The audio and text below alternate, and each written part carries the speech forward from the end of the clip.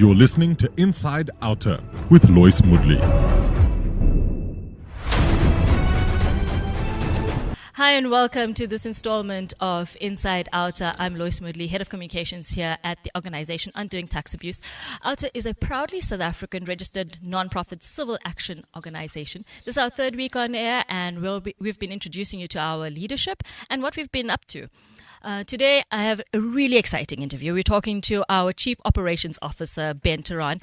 Ben is a well-known civil activist who joined OUTA about 2 years ago, and he's been shaking things up at the SEOs, challenging senior government officials, and he's most famously known for his role in our No Room to Hide report, which exposed state capture. Following that, we'll be catching up with OUTA Portfolio Manager for Transport, Rudi Heyneke. Rudi will also be telling us a little bit about the OUTA workshop we are hosting later today. So thanks for joining us. This is going to be a jam-packed half-hour Inside OUTA. Less corruption, more accountability. Stay tuned to Inside OUTA.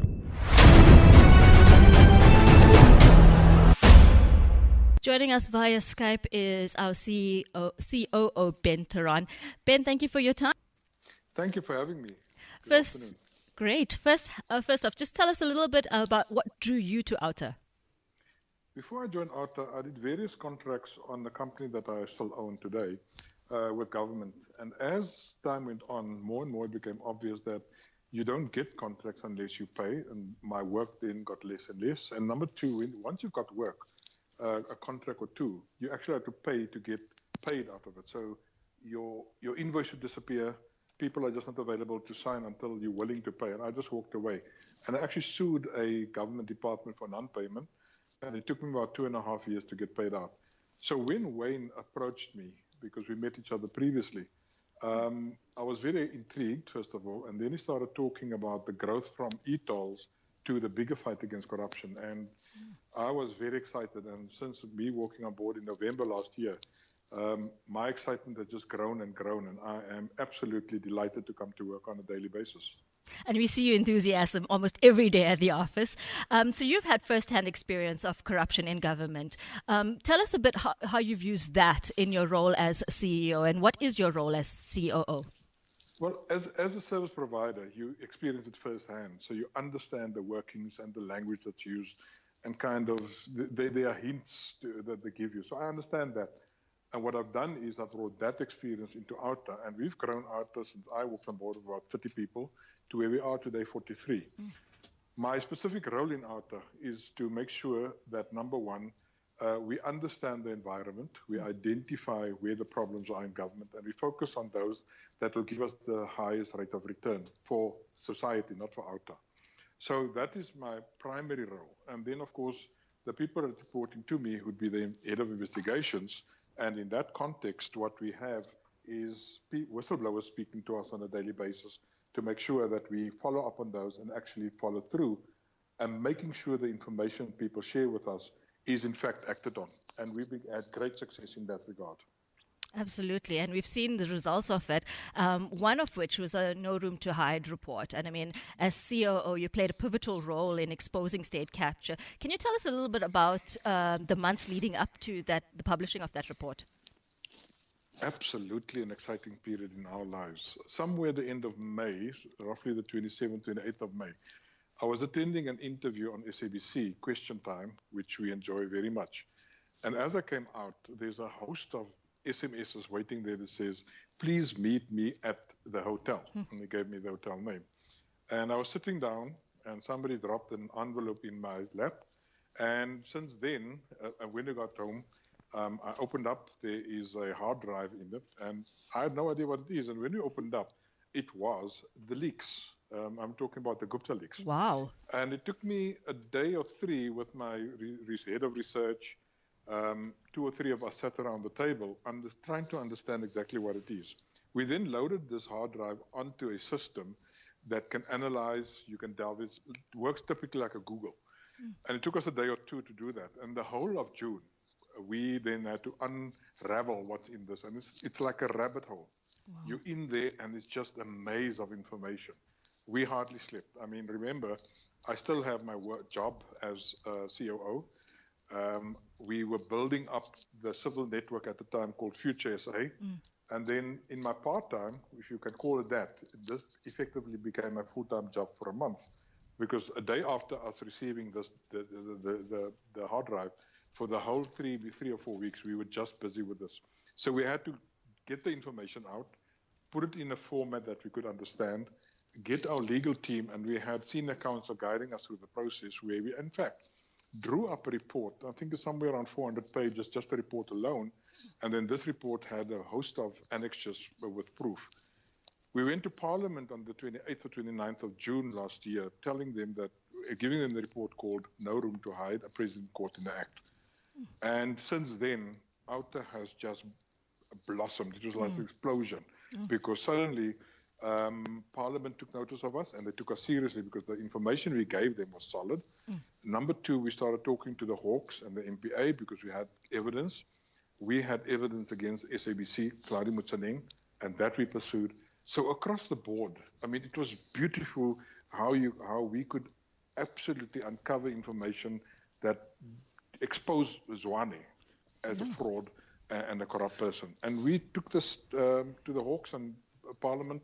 And today, and I'm not saying there's a direct link between what we did and where we are today, but Parliament had put in place a significant number of ad hoc committees to investigate this. And today we are now finalizing in our final phases of preparation for the state capture inquiry, which was mandated by the previous public protector.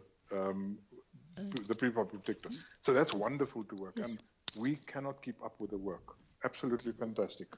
I mean, I think that's in itself just talks volumes to the work that OUTA has done. But, quite significantly, we've seen earlier this year even that Faith Mutambe has been hauled in front of the Ethics Committee for Communications. And, I mean, it's quite clear that it came out of that report, the No Room to Hide report, which has developed so many legs since publishing it. Let me just share with you what happened. Remember the ESCOM inquiry, we were one of the first 3 people that presented there, and the South African Council of Churches, and then PARI, P-A-R-I, that presented, and ourselves. And that launched the ESCOM inquiry, where they recently finished the work, and they're now wrapping up. When it came to Faith Mutambe, the subcommittee sat in a room, and they stopped the discussion cold and said, why are we following the similar route with ESCOM? OUTA has provided us a dossier with all the evidence. Can we make they stopped the discussion right there and said, can we, and they agreed to it, can we make the recommendation to the Speaker of Parliament to say, this person, this MP should not be an MP, should not be a minister, it should be taken to the Ethics Committee, and this person should be fired. Those were the words used by the MPs. So that shows you the respect they have for the documentation and the evidence that was provided to them. And that to us just shows how far we've come over the last year. I mean, I think also what you've been instrumental in is shifting OUTA from just holding people to account, but also finding solutions to how we can better govern South Africa. And you were recently part of an inclusive growth forum hosted by the Kgalema Motlanthe Foundation and President Cyril Ramaphosa. What does this conference mean for us as South Africans? And more importantly, what is imagining a new South Africa mean to you? Let me start off by saying it was unanimously agreed in the conference that the conference is underrepresented when it comes to gender, females, as well as the youth. That was acknowledged. So anything I say there is in the context of that. This conference to me over this last weekend was absolutely fantastic, where we acknowledged over the last 10 years, everybody there acknowledged, the president himself acknowledged that over the last 10 years, a lot of abuse took place, a lot of things went wrong, and we now need to move towards restructuring all the areas that failed us. For example, the NPA, the Hawks, the criminal justice system must be rebuilt. That has been accepted as a fact. It has been acknowledged in the conference that education is a major hurdle to the future of South Africa, and the current quality of education is very sorely lacking. So that's just the background. How I see this conference unfolding is to providing solid suggestions and recommendations about how to move forward. And those would include a total revamp of the education system. And the words used there is South Africa must become passionate about education. Because unless we become passionate about education, we will never be passionate about our future. And concrete steps must be taken to ensure that we move towards that. And I think that is fundamental, one of the key things that I embraced in this conference, the education perspective of that. How do we dream about the South Africa? A South Africa that we acknowledge each other's differences. That is just in terms of imagining a new South Africa. Respect for the Constitution came up very strongly here.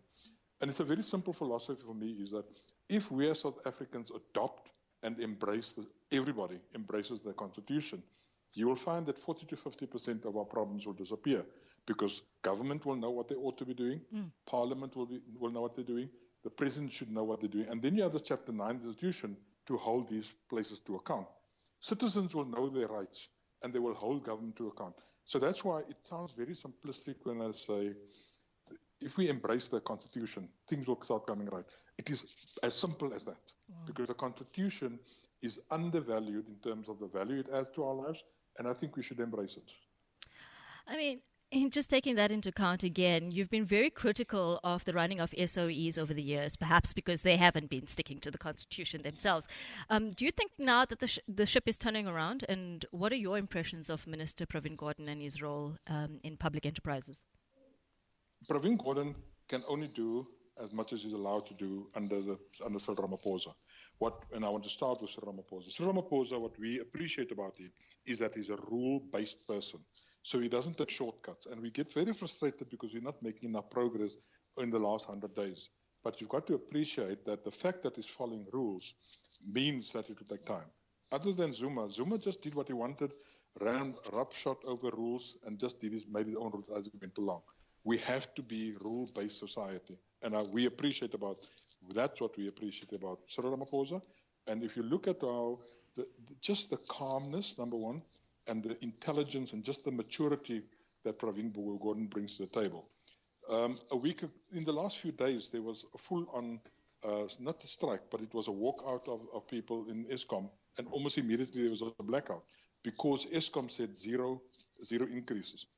We are not agreeing that there should be an increase because we need to hold people to account and keep costs down. Here's the problem. He stepped in and said, guys, let's not get hot-headed about this. Let's calm down. Let's reopen the negotiations. And within hours, the unions will calm down, and that whole area will just calm down immediately, where people went back to work because now there's hope. And tomorrow, Tuesday, they started with negotiation. So that shows the leadership that man brings to the table. That is the kind of maturity, just the intelligence, and just the absolute calmness, the way to approach this thing, because we must listen to each other. We should come to common solutions, and that's the way we're going to build.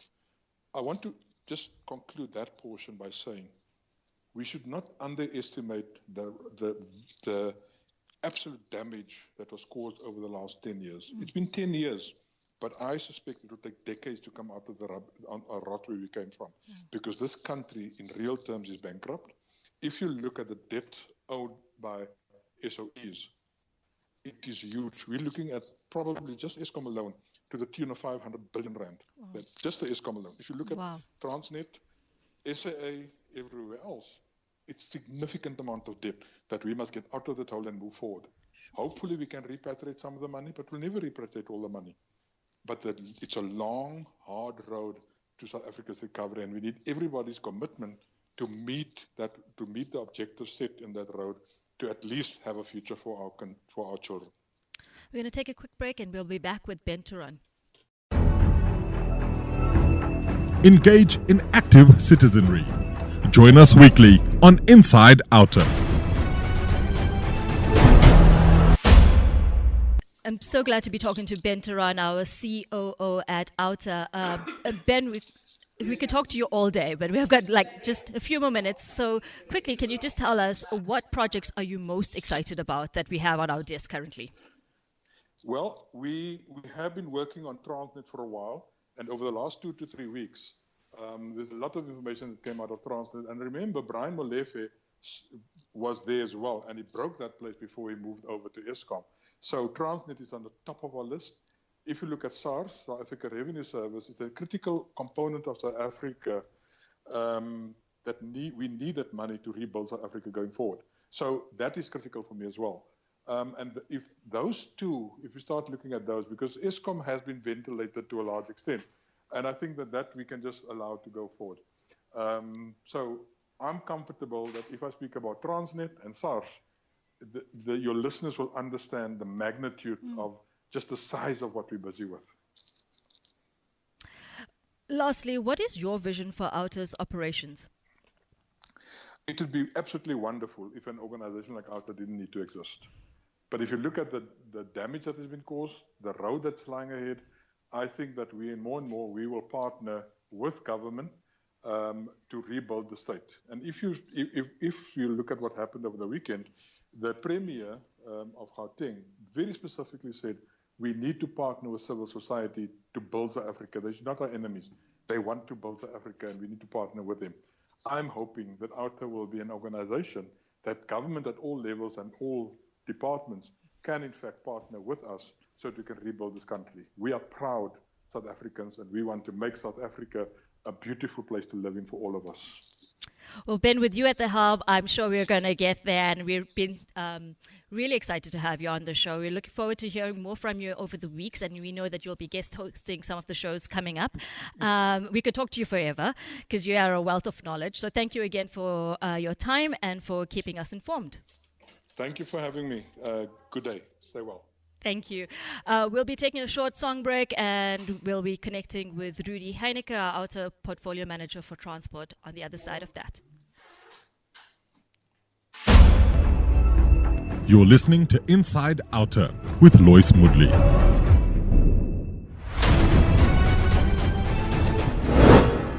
Welcome to the Inside OUTA Progress Report. This feature, we are joined on the line with one of our portfolio managers each week. We give you an update on the work that we're doing, whether it be related to transport, water, environment, energy, local government, or special projects. On the line today is OUTA Portfolio Manager for Transport, Rudi Heyneke. Rudi, thanks for joining us. Thank you, and thank you for having me. Great. Tell us a bit about your portfolio. Well, I head up the transport portfolio, where we look at all transport-related matters, a bit wider than just the e-tolls. We're looking at SAA, Rudi case. We're looking at JRA more on a local level, and then we're also looking into the ARTO legislation. So yeah, well, talking about ARTO, later today we'll be hosting a workshop on ARTO. Can you tell us what is ARTO all about, and why is engagement with stakeholders so important to the work we do? The ARTO legislation is all about the adjudication of traffic offences. The group that's standing and who's heading the ARTO legislation is the RTIA, the Road Traffic Infringement Agency. There is an amendment bill currently in Parliament, which is discussed there, and where OUTA has been where OUTA made submissions.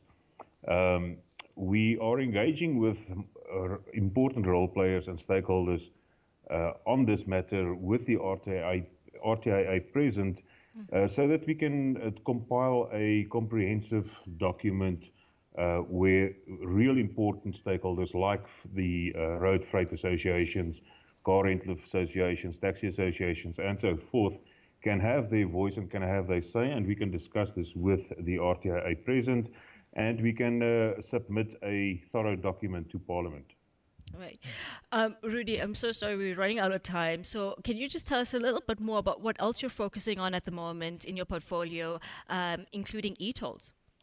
I think yes. On e-tolls, I just can confirm with you at this stage, our attorneys they are defending 806 magistrate court matters as well as 79 high court matters. In the high court, we're looking at 86 million rand. In the magistrates court, 24 million rand. These are cases that are defended by our attorneys.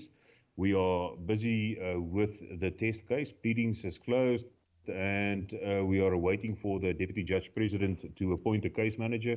And I think from there on, there will be movement on this test case, and maybe in the near future we can announce a trial date. Excellent. Thank you so much, Rudi, for joining us. I really hope that your update will inspire our listeners to get behind the work we're doing and support us on a monthly basis as we carry on the good fight. Thank you very much, and I surely hope that we show the people out there that effective civil intervention is paying off. Great. Thank you to Ben and Rudi for joining me today. Next week we'll continue to introduce you to our leadership and take you behind the scenes of another portfolio and give you better insight into civil action here at OUTA. Thanks for listening to Inside OUTA. Tune in next week when we delve deeper into undoing tax abuse.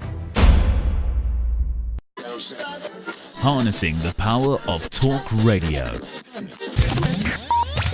Brandlive.co.za